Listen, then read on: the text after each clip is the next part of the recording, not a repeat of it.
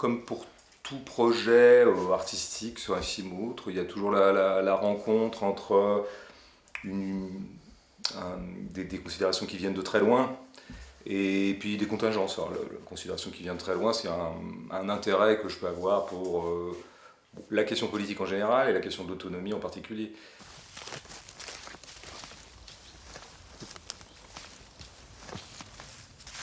Et puis la contingence, c'est d'avoir découvert ce département, la Mayenne, enfin l'avoir mieux découvert que je ne le connaissais en tournant N'importe qui était le film qu'on avait fait avant avec Atmosphère Production ici. Beaucoup de jeunes gens s'y installent, venant de la ville ou venant d'ailleurs. Enfin, ça peut être des ruraux aussi, hein, c'est pas simplement des néo-ruraux, et essaient d'entrer dans une logique que j'appelle d'autonomie pour aller vite, quoi, mais en tout cas qui essaient de tendre à l'autonomie en faisant pratiquant la paysannerie d'une certaine manière, l'agriculture d'une certaine manière.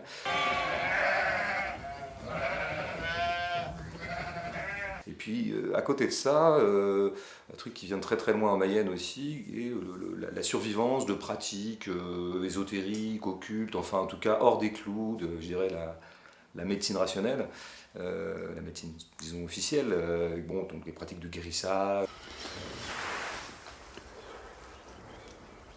De fil en aiguille, comme ça m'est venue cette idée peut-être un peu tordue, mais que le film essaie d'accréditer, qu'on pourrait peut-être faire cohabiter ces deux tendances, ces deux hypothèses de vie.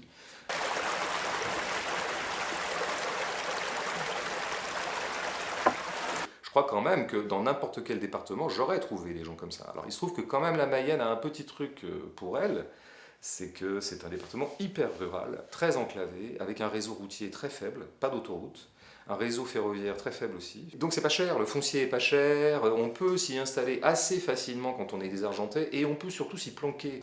Elle va être juste là, en haut, là. Je vais mettre 3 grandes poutres qui vont aller sur les 3 arbres. Et je vais poser une structure dessus. Et après, je vais faire une mini-maison, en fait. Et je vais faire une échelle qui va pouvoir rentrer à l'intérieur de la cabane. La structure du film ressemble vraiment à ce que j'avais anticipé. C'est-à-dire vraiment des blocs séquences, chaque lieu occupant une séquence, hein, qui n'ait aucun enchevêtrement, ça c'est très important pour moi. Vous mettez des moines à côté d'un café alternatif où il est question quand même de faire des soirées dégenrées, où on fait des sextoys en 3D, c'est ce que raconte Caroline du café alternatif, elle fait des soirées punk, elle fait des soirées comme ça. Et puis tiens, un monastère, bah, tiens, qu'est-ce qui circule entre les deux ?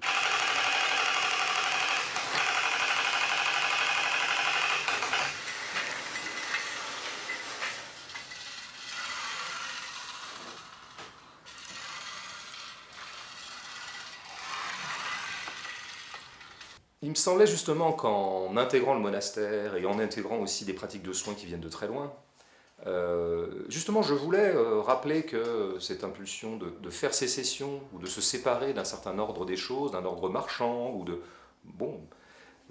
régimes différents comme ça, évidemment est vieux comme le monde.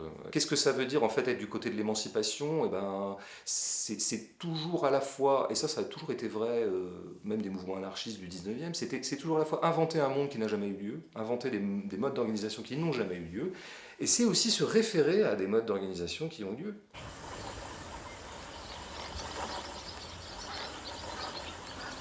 Quand on file, on lâche de la matière et le fait de filer, c'est presque méditatif en fait. Au bout d'un moment, quand le geste est là, on se plonge dans quelque chose de répétitif. Donc ça, il y a plein de choses qui peuvent le donner, sauf que là, on libère de la matière en fait. Et donc en libérant de la matière, c'est intéressant ce qui se passe psychologiquement. Quand je suis un peu stressée, ça me fait du bien. Voilà, filer. Et c'est spontanément, et sans que je l'ai préconisé, qu'un agriculteur me dit que désherber pour lui c'est méditer. Et puis que son épouse, Laetitia, me dit que filer, quand elle file, il y a quelque chose de l'ordre de la méditation, parce qu'elle file à l'ancienne.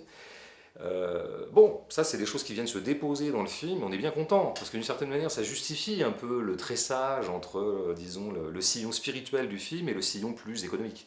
Visiblement pour tout le monde on avait tout ce qu'il fallait, on avait une maison à crédit, un chien, 2 enfants, une voiture chacun, on avait le pack complet pour être heureux, mais en fait on l'était pas, donc ça nous a demandé de lâcher prise sur plein de choses. Donc on voit que des considérations strictement économiques et matérielles. Ça va, on n'était pas heureux, on avait 2 bagnoles, on vivait dans une ville, on n'était pas très content, la banlieue, machin, sont immédiatement des considérations morales et spirituelles. C'est-à-dire que on avait 2 voitures et on n'était pas heureux. Ben voilà, ça c'est une notation matérielle, on avait 2 voitures et on n'était pas heureux. Donc ça nous emmène ailleurs, la perception qu'on a de son propre bonheur. Hey there, hear me tonight, 'cause my feeling is it's alright. Lady, give me tonight. Y'a pas des maladies là-dedans? Pardon? Pas des maladies là-dedans? Si je suis malade, je me soigne, j'ai des plantes. Et puis, mais je crains pas la maladie. La maladie, tu vois, c'est tes cellules qui se mettent à avoir de mauvaises fréquences. Il me semblait que dans le florilège de l'autonomie que je voulais proposer, la case radicale, vraiment l'hypothèse radicale, c'est-à-dire vraiment un homme qui déciderait de vivre tout seul, hors de tout, ou presque hors de tout, et en autonomie absolue, pas d'argent, rien, aucun échange marchand. Qu'est-ce que ça voudrait dire un homme qui veut vivre tout seul dans les bois? Est-ce que c'est possible en fait?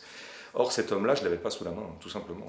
Avec le documentaire, on fait avec ce qu'on a sous la main. On ne peut pas inventer les gens, en tout cas sur une stricte base documentaire. Et donc du coup, je l'ai inventé. J'ai décidé d'en faire un personnage de fiction, enfin de le créer par la fiction.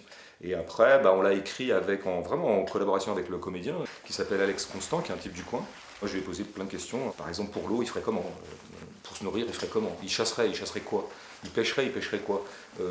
Etc., etc. C'est comme ça que ce film fictionnel s'est écrit. Tu pêches un peu? Ouais, je pêche. Je pêche tout, hein. Je pêche ce que j'attrape, du gardon, de la tanche, même du poisson-chat. Je mange, hein, de toute façon. Je sais que les gens aiment pas ça, mais après tout, ça le fait. Hein. Dans notre esprit, c'est pas du tout un contrepoint ironique à tout le reste du film. Vraiment pas.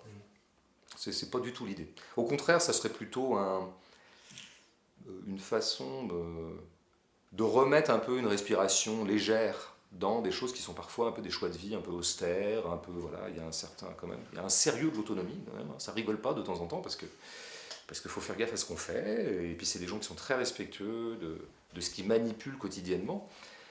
Et donc je trouve, j'ai l'impression que les scènes de fiction ont cet effet-là de ramener,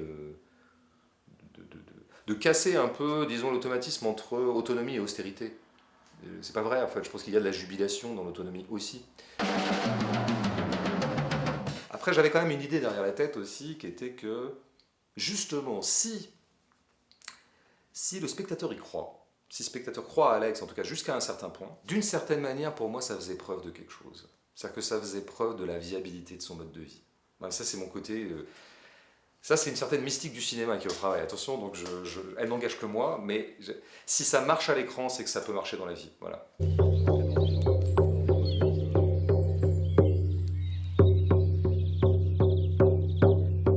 D'une certaine manière, de découvrir que ce qu'on croyait un reportage était de la fiction jette une sorte de suspicion, en tout cas sur l'authenticité du reste, et notamment de la scène de la hutte de sudation.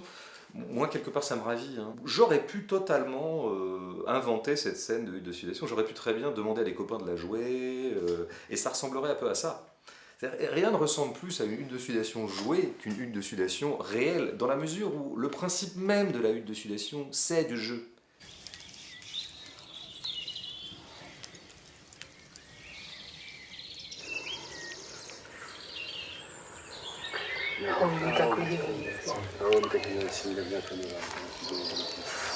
Si j'avais voulu créer aucun trouble, je sais très bien comment j'aurais pu faire. Ouais, aucun problème, je sais très bien le film que j'aurais pu faire. Je suis pas mécontent qu'il y ait du trouble. Je suis pas mécontent que le statut, le statut ontologique d'une image, le mot est un peu cuistre, hein, mais soit toujours interrogé. C'est quand même le documentaire qui a plus que la fiction, beaucoup exploré cette question du vrai et du faux, de qu'est-ce que c'est qu'une image vraie, quoi. Qu'est-ce que ça veut dire en fait.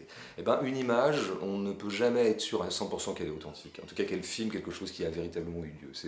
Et c'est bien de s'en souvenir.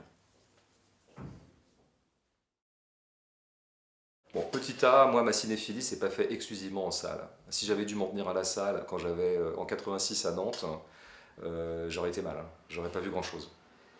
Donc heureusement qu'il y avait le magnétoscope, la VHS. Petit B, on est quand même bien content de voir un film en salle. C'est quand même son lieu. C'est là qu'il prend le plus d'effets, c'est là qu'il est... Bon. Donc on est bien content qu'il y ait encore des salles. Ensuite, des salles pour projeter quoi? Bon, moi, mon idée, là, c'est que... Bon, c'est même pas mon idée, mais je pense qu'elle est... Quiconque ouvre les yeux le sait. Je crois qu'on s'achemine, mais c'est même plus vers un parc de salles à 2 vitesses. C'est même pas 2 vitesses, c'est 2 mondes. Moi, je crois que dans le majoritaire, il y a plus de place. Il n'y a plus de place pour les choses que moi je peux aimer. Je peux aimer aussi de temps en temps le mainstream, même si je trouve que le mainstream est en voie de déliquescence. Il n'y a plus un grand film populaire américain qui nous vient. Ça arrive de temps en temps, mais vraiment, c'est fini, quoi. C'est bien dommage, parce que c'était intéressant, le film populaire américain. C'était quand même c'est presque le nœud gordien de l'histoire du cinéma. Enfin. Mais donc il faut, je crois beaucoup aux petites salles. C'est dans un réseau de petites salles qu'on arrivera à montrer des films intéressants. Il faut maintenir ce réseau de petites salles. Moi j'ai l'impression que, précisément, on y réfléchit beaucoup avec Antoine Glémin, là, le producteur du film, avec lequel on est en train de monter une SIC en Mayenne pour essayer de mutualiser des énergies cinématographiques, hein, faire des films dans le coin, essayer de trouver des réseaux autonomes. Moi, je crois qu'on s'en sortira en maintenant ce parc de salles, de petites salles, mais en radicalisant la démarche.